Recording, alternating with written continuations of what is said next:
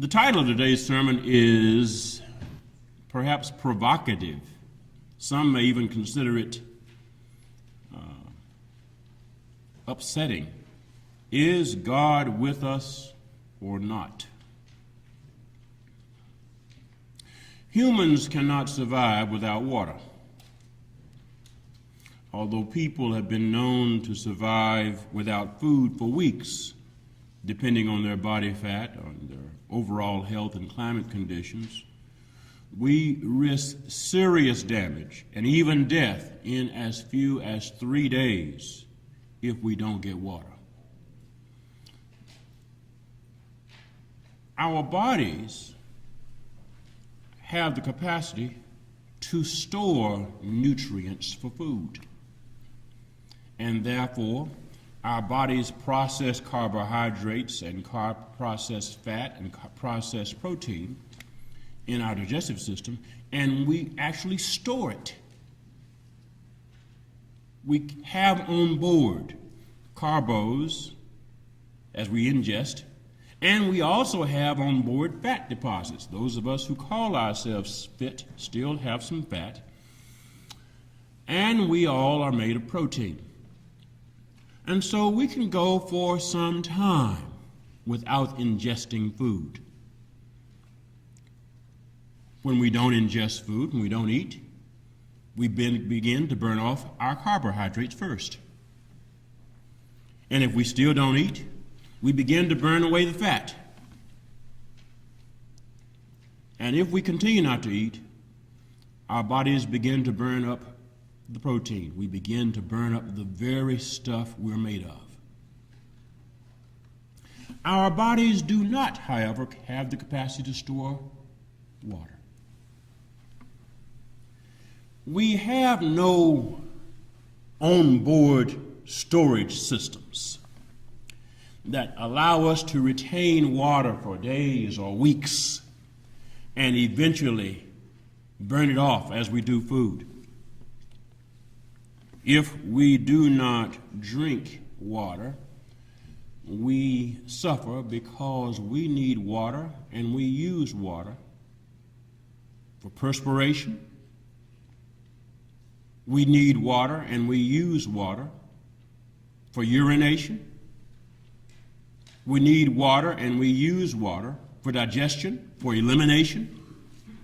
And we need water and we use water for breathing, for respiration. If we do not have water, we quickly become severely distressed and die. Depending upon our health and depending upon climate, that is why people can die from dehydration in a matter of hours. Well, the people who followed Moses didn't have the benefit of Wikipedia or the Mayo Clinic to educate them about dehydration, but they understood thirst. They knew enough about living to realize that even sedentary people need water to survive. On the other hand, they were anything but sedentary. They were nomads. They were people on the move. Even sheltered people need water to survive. But the people who followed Moses weren't sheltered. They were nomads. They were exposed to the elements. They were men, women, and children. They were elderly people, women nursing infants, and people with the usual assortments of ailments who were trekking through a wilderness. These nomads didn't have convenience stores along their way. There was no 7-Eleven, no Stop and Go, no Walgreens to pop into, or no Walmart to stop by. There was no gas station that could come by and you could pick up a quick drink. They traveled with what they had on their back and what they could find. And they traveled with livestock and depended on water for themselves and for their livestock because the livestock was part of their food stock. And these people were traveling people, and after the end of a period of traveling, they came to a camping spot, and lo and behold, they found no water. They had no water for themselves. They had no water for their children and their elders. They had no water for their livestock. They were tired and traveling and thirsty people, and they had no water. And so they complained. They complained to the fellow who had led them to this point. They complained as people would complain who are tired and weary and thirsty and worried. How they must have complained. So much so that Moses worried for his own life. Moses said, "You better do something, God. These people are about to fire me in the worst kind of way."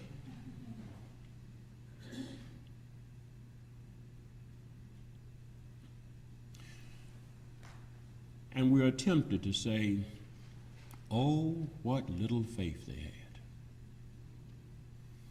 Oh, how they had such little faith that the God who had brought them across the Red Sea out of Egyptian slavery would not be with them just because they'd gotten thirsty.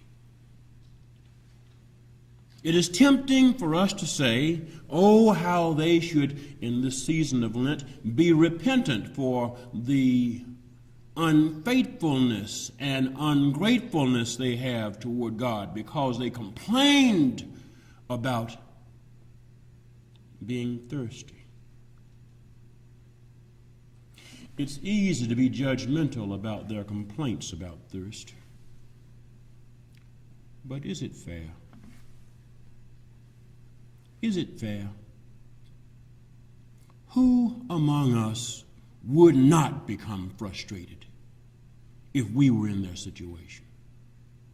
Who among us wouldn't be tempted by nostalgia about being able to get a drink of water? Yes, Egypt was where they had been slaves, but they had water.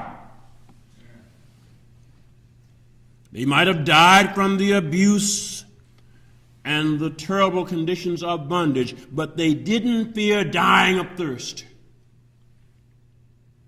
And so they posed the question to Moses, is God with us or not? Is God among us or not? That question might strike some people as being odd. You may be wondering, how could anyone possibly pose such a question and truly be in touch with God? But before you declare the people who posed that question to Moses heretics, let's talk honestly about the frustrations and the anxieties of being human in a very real kind of world. There are people, maybe you know, people I know who, like the people who followed Moses into the wilderness and like the unnamed woman who encountered Jesus at the well at Samaria, are living with tremendous anxiety and pain. They are thirsty people. Faith in God hasn't shielded them from family disappointment and family troubles. They are thirsty. Faith in God doesn't change the fact of their long-term unemployment and doesn't make their bills go away. They are thirsty. Faith in God hasn't stopped the progression of their chronic illness, nor has it stopped the medical bills or the drain on their spirits of the treatment. They are thirsty. Perhaps you know people who are devout in their faith in the face of pressing troubles, and like the people who thirsted for water in the wilderness with Moses, and like the woman who encountered Jesus at Jacob's well in Samaria, many people are following God yet thirsty for affirmation that God hasn't abandoned them, that God hasn't rejected them, that God hasn't forgotten about them. We live in a world of thirsty people. And we should be careful about rushing to judgment when people who are thirsty complain and ask aloud, is God among us or not? We live in a society where Wall Street tells us that we are in a growing economy. Everybody says we are getting better. Haven't you heard it? The economy is on the upswing, yet people are thirsty for jobs that pay living wages. They are thirsty while corporate lobbyists and the politicians they own complain about workers not working hard enough. If you just worked hard enough, you wouldn't be thirsty. Hey, I'm working 2 part-time jobs because you won't pay me a living wage on a full-time job, and my part-time jobs aren't giving me benefits, and my medical bills are running up. I'm thirsty, and now you're complaining about me. We live in a society where poor people are thirsty for nutrition assistance and are blamed for being poor. If you weren't so poor, you wouldn't need SNAP benefits. Meanwhile, we find out that some of the Congress people who are cutting the SNAP benefits are actually getting crop subsidies. We live in a world and in a state where public education is suffering and families are thirsting for help in preparing their children for life in the world of the mind, in this ever more complex world in which we live. Despite that thirst, our state legislators refuse to invest in pre-kindergarten education. As our little ones today thirst to enter the world of the mind, Arkansas legislators voted, yes, they voted to give the Department of Corrections, not the Department of Education, Department of Corrections, $10 million for prisons. Yes, we would rather invest money in prisons than in pupils. We'd rather create space for new prisoners than we would create space for new pupils. We are thirsty. And these and other situations aren't confined to people who don't know God. They are situations that face everybody. Because if we will tell the truth, you and I have had moments in our experience, if you haven't, keep living, when we have had times when we've asked the question, where is God? Where is God in this? So these passages about the Hebrew people in the wilderness and the Samaritan woman who encountered Jesus at the well of Jacob show us the challenge of living for God despite deprivation. You see, thirst is deprivation for water, just as starvation is deprivation for food. And these passages also reveal that there are times when we crave, when we thirst for reassurance that God is with us. When life seems to crush in around us, we need reassurance that God is with us. When our health is failing and the medical science has gone its limit, we need reassurance that God is with us. When the forces of domination and greed are gaining strength by day as their coffers are overflowing with contributions dedicated to the service of injustice, the people who are worried about how they're going to balance their family budgets and keep body and mind and soul together need reassurance that God is with us. And when our personal choices and situations have taken their toll on our friendships, our sense of social acceptance, and even our ability to love ourselves, we need assurance. No, we need reassurance that God is with us. It is not unfair to ask whether God is with us.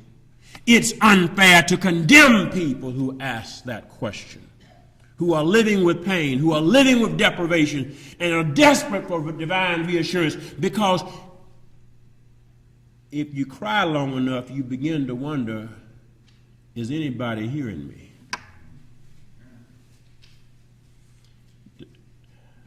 How did this group Chicago put it in the song? Does anybody really know what time it is? Does anybody really care? The Samaritan woman shows us something else. She, like the people in her region, understood their relationship with God, but they were an oppressed minority people. They were shunned people. How does John put it? The Jews do not share things in common. That's the editorial comment.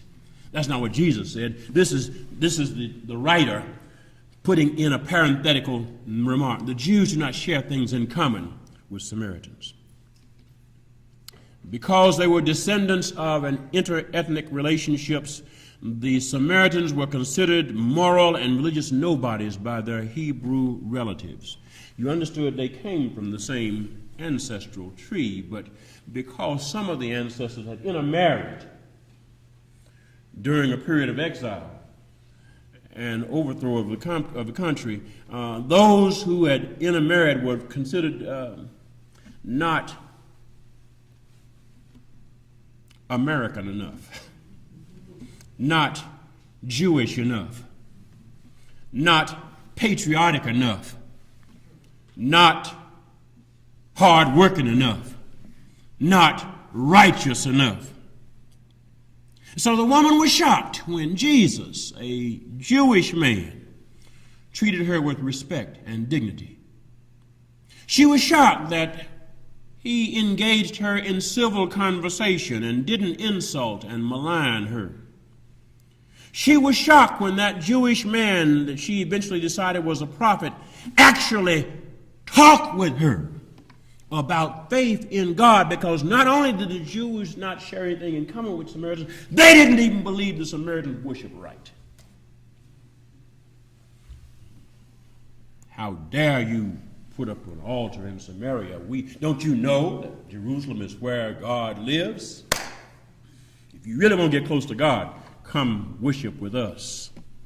We are Holy Ghost headquarters.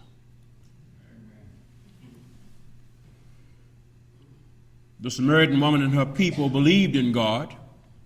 They believed in the delivering power and promises of God. Didn't you hear her say, I know that when Messiah comes to reveal all things? She believed in this prophetic promise of a delivering God who actually shows up. But she and her people had been marginalized so much by the dominant society because of their ancestry that this woman struggled with the thought that the Messiah would actually show up in her life. Notice the question she says in the 29th verse of the 4th chapter. Come and see a man who told me everything I've ever done. He cannot be the Messiah, can he? It can't be that the Messiah would actually come here around us. We aren't good enough.